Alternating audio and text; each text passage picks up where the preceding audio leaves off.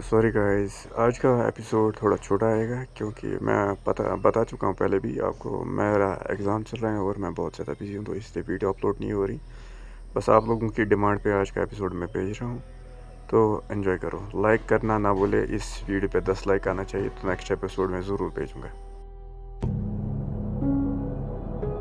इस वक्त वहां पे बारबी को छोड़कर सभी की आंखें लाल हो चुकी थी, यहाँ तक कि लोन बैम्बू की भी। दूसरी तरफ मयंक मनचंदानी काफी देर से कोशिश कर रहा था ताकि वो उस चाबी को उस कुर्सी से हटाकर वहां लगा सके जहां से अर्जुन मुलेले आजाद हो सके। और उसके आजाद होते ही मयंक मनचंदानी अर्जुन मुलेले के साथ नीचे जाकर वीर और लोन बैम्बू की मदद कर पाएगा। लेकिन वो चाबी इतनी ज्यादा भारी थी कि उसे मयंक मनचंदानी उठा ही नहीं पा रहा था। डोनाडार ने कहा था कि मयंक मनचंदानी किंग क्लास का है और वो इस चाबी को उठा नहीं सकता है। सिर्फ गॉड लेवल के बीइंग ही उस चाबी को हिला डुला या फिर उठा सकते हैं। मयंक मनचंदानी तो उस चाबी को हिला भी नहीं पा रहा था। मयंक मनचंदानी सोचा था कि वो कैसे भी करके उस चाबी को अपनी पूरी पावर के साथ हिलाएगा डुलाएगा और वहां तक ले जाएगा जिससे अर्जुन मुलेले आजाद हो जाएगा। लेकिन उसका ये प्लान फेल होने वाला था। वो थक हार कर एक जगह आ जाता है। नहीं, ये प्लान काम नहीं कर रहा है। मेरे अंदर उतनी पावर नहीं है जिससे मैं उस चाबी को हिला भी पाऊं। हमें कुछ और सोचना होगा। इतना कहकर मयंक मनचंदानी गोल गोल गोल गोल घूमने लगता है। अर्जुन मुलेले वहां पर मयंक मनचंदानी को बस देखते ही रहता है। एक आइडिया आया। मयंक मनचंदानी इतना कहता है और अर्जुन मुलेले को कुछ समझाने लगता है। दूसरी तरफ वीर, लोन बैम्बू, बारबी अपने साथ लिटिल इनविजिबल को लाई थी और अपने साथ उस छोटी बर्ड को भी लेके आ गई थी। उस छोटी बर्ड का ऑरा बहुत ज्यादा कमजोर, मतलब बहुत ज्यादा छोटा था, शक्तिशाली था लेकिन बहुत ज्यादा छोटा था, जिसके कारण वीर उसे सेंस नहीं कर पाया होगा। और लिटिल इनविजिबल वो तो किसी को भी गायब कर सकता है। उसकी बॉडी के साथ साथ उसके ऑरा, उसके पावर को भी वो आसानी से छिपा सकता है। कोई भी वीर को नहीं ढूंढ पाता था जब लिटिल इनविजिबल उसे इनविजिबल करके रखता था। अब वीर को समझ आने लगा था क्यों वीर भी बारबी को नहीं ढूंढ पाया था। बारबी, लिटिल इनविजिबल और अपने साथ उस छोटी बर्ड को लाई थी ताकि वो अपनी सेफ्टी का भी ध्यान रख सके। वीर राहत की सांस लेता है क्योंकि उस छोटी बर्ड के बारे में वीर को तो अच्छे से पता था और उस लिटिल इनविजिबल की वजह से बारबी को कुछ होगा नहीं। वीर राहत की सांस लेता है। बारबी, तुम जल्दी से इनविजिबल हो जाओ और यहाँ से कहीं चली जाओ, समझी? तुम अभी सबके सामने हो। मुझे डर है कि वीर बारबी को इतना समझा ही रहा था कि नहीं, मैं वो दो लड़कियां जो मास्टर 1 और मास्टर 2 थी, वो पीछे मोड़ती है और सबको कुछ समझाने लगती है। वहां पर एक लड़की थी जो कि ऑफकोर्स डार्क सिजारो थी, उसका इंट्रोडक्शन नहीं करा सकता हूँ मैं। काले बाल, ये वो, ठीक है, पहले समझ लो कि वो डार्क सिजारो है, ठीक है। इसके बाद वीर देखता है कि उस लड़की का ऑरा बहुत ज्यादा खतरनाक है। वीर देखता है कि वो मास्टर 1 और मास्टर 2 उसी लड़की से कुछ बात कर रहे हैं। वीर बहुत ज्यादा शक्तिशाली था, उसके पास इनफ पावर थी उन सब की बातों को सुनने के लिए। हमें अगर अंदर जाना है तो हमें एक टीम बनानी होगी। और हाँ, अंदर ऐसा भी हो सकता है कि हमें खुदाई करने की जरूरत पड़े, इसलिए इनमें से कुछ ड्यूक्स को भी हमें साथ नीचे ले जाना होगा क्योंकि हम इन मिट्टियों को खोद नहीं सकते हैं। मास्टर 1 2 एक दूसरे से बात करते हुए सबको समझा रही थी। ये तो कंफर्म था कि वहां पर वो 3 लोग, वो डार्क सिजारो और मास्टर 1 मास्टर 2 जाएंगे। देखो, वीर वो डार्क सिजारो नाम ले रही थी, मास्टर 1 मास्टर 2, वीर को पता चल गया उसका नाम डार्क सिजारो है, ठीक है। उसके बाद डार्क सिजारो जल्दी से भीड़ के बीच आती है, जिसे देखकर सभी लोग उसके तरफ गुर्राने लगते हैं। डार्क सिजारो चेक करती है कि कौन कौन अपने होश में है। तो तुम अपने होश में हो ना, चलो आओ मेरे पीछे आओ। डार्क सिजारो वीर की तरफ उंगली पॉइंट करते हुए कहती है। वीर जल्दी से हाथ जोड़कर अपने पाँव पे खड़ा होता है। मैं थोड़ा बहुत होश में हूं, मुझे ठीक से दिख नहीं रहा है। वीर ऐसे ही कुछ बहाना मारते हुए कहता है क्योंकि अगर वो ड्यूक होकर वहां पर फिटली घूमेगा तो कोई भी उसे शक करने लगेगा। ठीक है, कोई बात नहीं, हमें तुमसे कुछ काम है, समझे? और वैसे भी अगर तुम हमें धोखा दोगे भी, तुम्हारा क्या उखाड़ लोगे। इतना कहकर डार्क सिजारो वहां से चली जाती है। उसके बाद वो सीधे लोन बैम्बू के पास जाकर रुकती है। लोन बैम्बू अच्छे से नाटक कर रहा था ताकि उस पर किसी का शक न जाए, और हुआ भी कुछ ऐसा ही। डार्क सिजारो का शक लोन बैम्बू को गया ही नहीं। उसे लगा कि वो कोई ऐसा ही एरा जरा ड्यूक लेवल का कोई होगा। उसके बाद डार्क सिजारो कुछ और देर तक वहाँ इन्वेस्टिगेशन करती है। डार्क सिजारो को वीर के अलावा एक और आदमी मिला था जो कि ड्यूक क्लास का था और अपने होशो हवास में था। मुझे नहीं पता कि तुम कब तक अपने होशो हवास में रहोगे, इसलिए हम यही चाहते हैं कि तुम्हारे मरने से पहले तुम हमारे लिए कुछ काम कर लो। अगर तुम जिंदा बच गए तो हम तुम्हें किंग क्लास पहुंचा देंगे। इतना काफी है ना? डार्क सिजारो उस ड्यूक क्लास के आदमी से कहती है। वो आदमी डार्क सिजारो की बात को सुनता है और खुश हो जाता है और जल्दी से अपने पाँव के बल डार्क सिजारो के सामने झुक जाता है। उसके बाद डार्क सिजारो के पीछे पीछे वीर और वो ड्यूक क्लास का आदमी चलते रहते हैं। कुछ देर बाद वो मास्टर 1 मास्टर 2 के पास पहुंच जाते हैं। मास्टर 1 मास्टर 2 ये दोनों अपने पूरे होशोबास में तो नहीं है, लेकिन हमारे काम आ जाएंगे। डार्क सिजारो मास्टर 1 मास्टर 2 से कहती है, ठीक है, हमें इन दोनों को अपने पीछे रखना होगा ताकि अंदर से निकल रही वेव इन सबको अपने अंदर पॉजेस ना कर ले, वरना ये हमारे किसी काम के नहीं रहेंगे अंदर जाने के बाद। मास्टर 1 मास्टर 2 डार्क सिजारो से कहती है। डार्क सिजारो भी हाँ में अपनी गर्दन हिलाती है और अंदर जाने के लिए तैयार होने लगती है।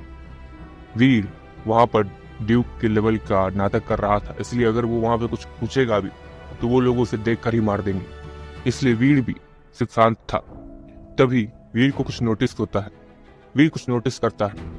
वीर ये नोटिस कर पा रहा था कि कोई वीर का हाथ को पकड़ के सहला रहा है, जैसे किसी ने उसके हाथ को पकड़ रखा है।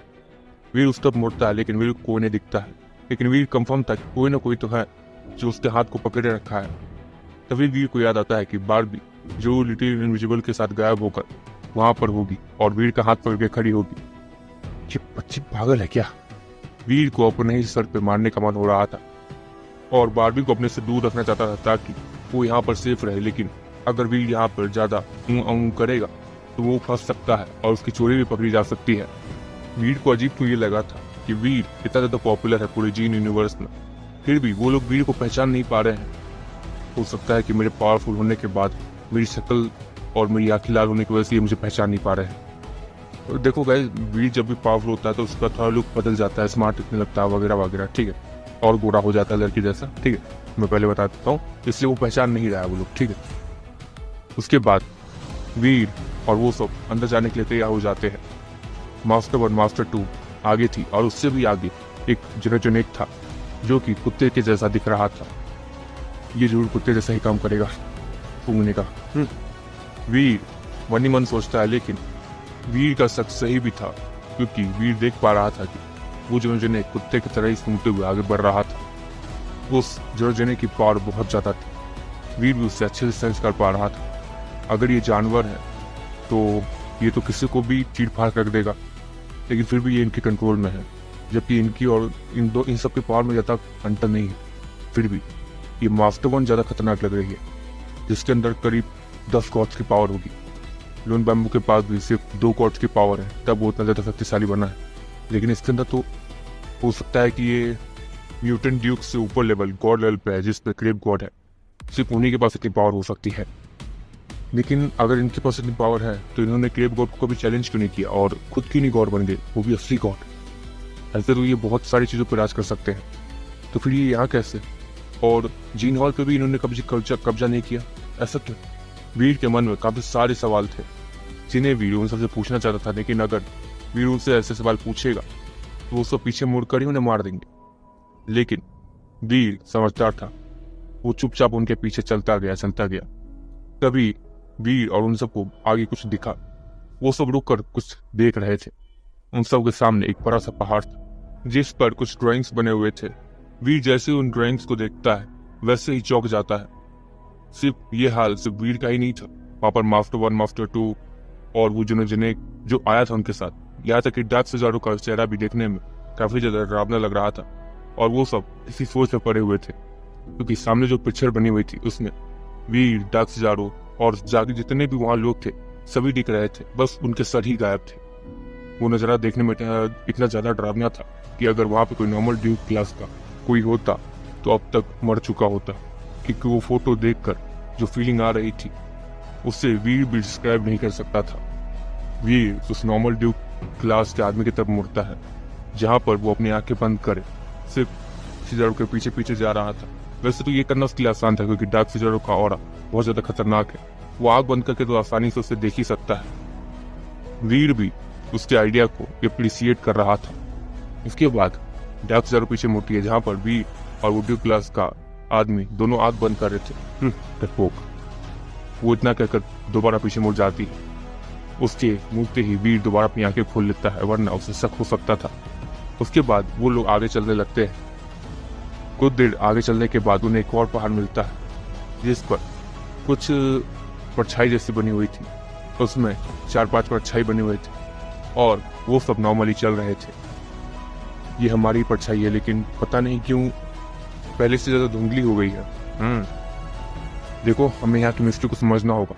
इसके बाद मास्टर 1, 2 और वो डार्क ज़ारो एक दूसरे से ही बात करने लगते हैं और उसके बाद अपने सफर को दोबारा जारी रखते हैं।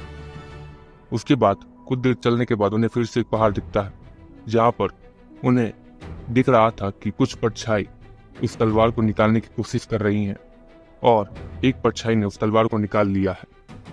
कुछ देर के बाद वो लोग फिर से आगे पहुंचते हैं जहाँ पर एक और पहाड़ था।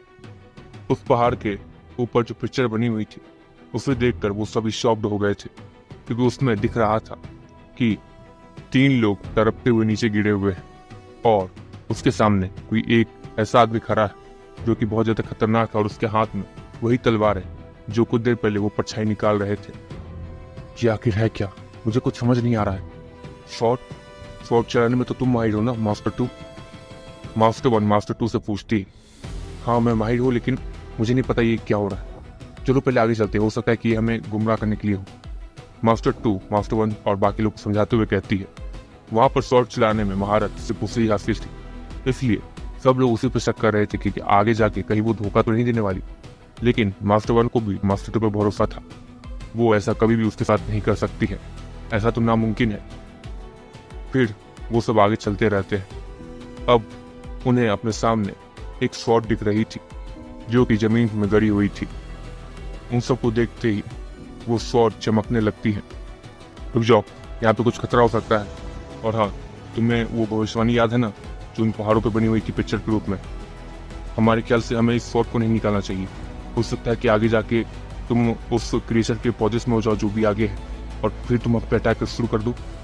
मास्टर 1 मास्टर 2 से कहती है। हाँ, ऐसा हो सकता है। अगर हमें उस भविष्यवाणी को नकारना है तो हम इस शॉर्ट को ही छोड़ सकते हैं।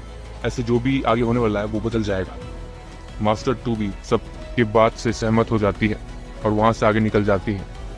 वीर शॉर्ट को देखता है। वीर सेंस कर पा रहा था कि वो शॉर्ट ज्यादा शक्तिशाली नहीं है, लेकिन वो काम की तो है। वो एक गॉड लेवल की वेपन थी, लेकिन वीर के किसी काम की नहीं थी, इससे वीर ने भी उसमें ज्यादा इंटरेस्ट नहीं दिखाया था।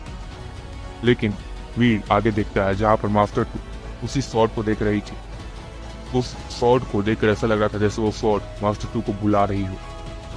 मास्टर 1 मास्टर 2 का ध्यान भटकाती है और फिर आगे बढ़ने लगती है। कुछ दूर चलने के बाद इन सबको एक अजीब सा ट्री दिखता है। वी को तो समझ नहीं आ रहा था कि ऐसे वीरान जगह पे ये ट्री कर क्या रहा है, और वो छोटी सी गुफा इतनी बड़ी सी गुफा में कैसे तब्दील हो गई। यहाँ तो देखकर ऐसा लग रहा था जैसे ये पूरा का पूरा कोई सिटी है। हाँ, उस केप के बाहर यही लिखा था कि इस जगह का नाम ट्रू गॉड सिटी है। क्या ये किसी गॉड की सिटी है?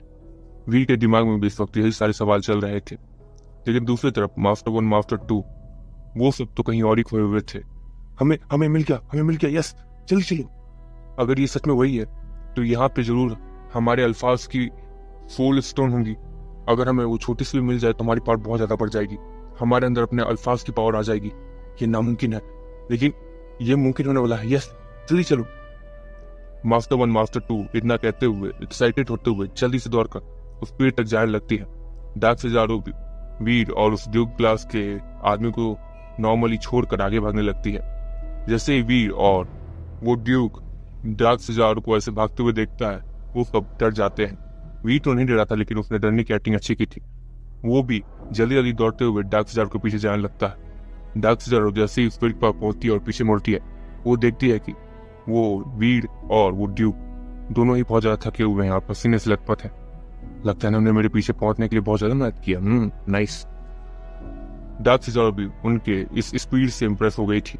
उसके बाद वो पीछे मुड़ती है और पूछती है कि आखिर ये पेड़ है क्या? आप मुझे कुछ समझा सकती हैं? मुझे इसके बारे में ज्यादा कुछ नहीं पता है, मुझे इस जगह के बारे में नहीं पता है तो क्या। लेकिन मास्टर 1 और मास्टर 2 ने डार्क ज़ारो की बात पर ध्यान ही नहीं दिया था। ये वो जगह है जहाँ पर हमारे अल्फाज को मरने के बाद गाड़ा जाता था, और समय के साथ साथ यहाँ एक पेड़ पनपता था जहाँ पर उनकी आत्मा एक नाखून बराबर के स्टोन में बदल जाती थी, और जब वो स्टोन किसी को हासिल होता था तो उसके पास उसी अल्फाज की पावर आ जाती थी जो पहले के समय में यहाँ दफनाया गया था। अगर हम इस पेड़ को चीरते हैं, मेरा मतलब है कि इस पेड़ के नीचे जो रूट है इसका जड़, इसी में हमारे पुराने अल्फाज की सोल स्टोन होंगे। उसके बाद वो जल्दी से वी और ड्यूक क्लास के आदमी को देखती है, जल्दी यहाँ खुदाई करो। मास्टर 1 मास्टर 2 उन दोनों को घिन भरे नजरों से देखते हुए कहती है जैसे वो उन पे ही एक उपकार कर रही हो। वी और वो ड्यूक जैसे ही मास्टर 1 की बात सुनता है, दौड़े दौड़े वो लोग उस पेड़ तक पहुंच जाते हैं और उस पेड़ को खोदने लगते हैं। कुछ देर तक खुदाई करने के बाद उन सबको एक रूट मिलता है जिसके कॉर्नर पे एक बड़ा सा स्टोन टंगा हुआ था। वो पूरा स्टोन एक के शेप में था और पूरा ट्रांसपेरेंट था। वो देखने में बहुत ज्यादा अच्छा लग रहा था और वीर को उसके अंदर से किसी का ऑरा भी सेंस हो रहा था। इन्होंने कहा था कि नाखून बराबर सोल स्टोन, लेकिन ये तो बहुत ज्यादा बड़ा है। वीर को भी ठीक से कुछ समझ नहीं आ रहा था, उसका कंफ्यूजन बढ़ते ही जा रहा था। वीर जल्दी से पीछे मुड़ता है और मास्टर 1 और मास्टर 2 को देखने लगता है। मास्टर 1 मास्टर 2 जैसे उस एग के शेप में उस सोल स्टोन को देखते हैं, वो शॉक्ड रह जाते हैं।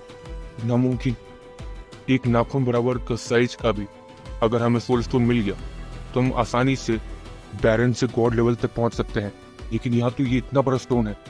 क्या इससे हमें बहुत ज्यादा पावर मिल जाएगी, इतनी कि हम लोग पूरी जीन यूनिवर्स पे राज कर सकते हैं? मास्टर 1 मास्टर 2 से कहती है, राज तो हम अभी भी कर रहे हैं। ये तुम क्या कह रही हो? हमें बस और पावर चाहिए जिससे हम वहां जा सके। मास्टर 2 पता नहीं क्या कह रही थी, लेकिन वीर को कुछ समझ नहीं आ रहा था। वो लोग वीर को जल्दी से वहां से हटाते हैं लात मार कर। वीर को बहुत ज्यादा बुरा लगा था, लेकिन फिर भी वो खड़ा हो गया था और एक जगह बैठा हुआ था। वो लोग काफी देर तक उस एग को वहां से निकालने की कोशिश कर रहे थे। कुछ देर बाद उस एग के अंदर कुछ हलचल होती, वो स्टोन है, ठीक है, स्टोन के अंदर कुछ हलचल होती है। वो स्टोन पूरी तरीके से ट्रांसपेरेंट था। तभी वीर को और बाकी सभी को वहां पर एक परछाई दिखती है जो कि उस स्टोन के अंदर थी और नींद में थी। वो किसी लड़की की परछाई थी। वीर उस लड़की को पहचान तो नहीं पा रहा था, लेकिन वो पूरी तरीके से आर्मर में ढकी हुई थी और वो सोई हुई थी। वीर उसे देखकर ही बता सकता था कि वो काफी समय से यहाँ सोई हुई है। ये आखिर है क्या? वीर के मन में इस वक्त यही सारे सवाल चल रहे थे। हम इससे ऐसे नहीं निकल पाएंगे और न जाने इसके अंदर क्या है। हो सकता है कि हमारे कोई अल्फा जिंदा हो। हाँ, यही हो सकता है। मास्टर 1 मास्टर 2 एक दूसरे से कहते हैं, सुनो मास्टर 2, तुम ही हो जो उस स्वॉर्ड को निकाल सकती हो। जाओ उस स्वॉर्ड को लेके आओ। और रही बात उस भविष्यवाणी की, तो इस ड्यूक को मार दो, हमारा काम हो जाएगा। उस मास्टर 1 ने नॉर्मली ये कहा, जिससे वो ड्यूक जो वीर के साथ आया था वो हक्का बक्का रह गया था। मैं तो आपकी मदद के लिए आया था, आप मुझे क्यों मारना चाहती हैं? वो ड्यूक रोते हुए उन सबसे कहता है, मुझे माफ कर दो, लेकिन तुम्हारा मरना हमारे लिए जरूरी है। अगर वो भविष्यवाणी सच में सच हो गई तो हमें ही परेशानी होगी, क्योंकि तुम आसानी से नीचे गिर के मर सकते हो, हम नहीं। और उस भविष्यवाणी में यही था कि 3 लोग नीचे गिरे हुए हैं और किसी एक के हाथ में स्वॉर्ड है। और मास्टर 2 हमारे साथ हैं और हम उन्हें कुछ नहीं होने देंगे। तो हमें अगर भविष्य बदलना है तो तुम दोनों में से किसी एक का मरना होगा। तुम ज्यादा कमजोर लग रहे हो, इसलिए मैं तुम्हें मारना चाहती हूँ। इतना कहकर डार्क सीजार उसका गर्दन काट देती है। वीर को उसके लिए बुरा तो लग रहा था, लेकिन वीर वहां पर इस वक्त कुछ भी नहीं कर सकता था।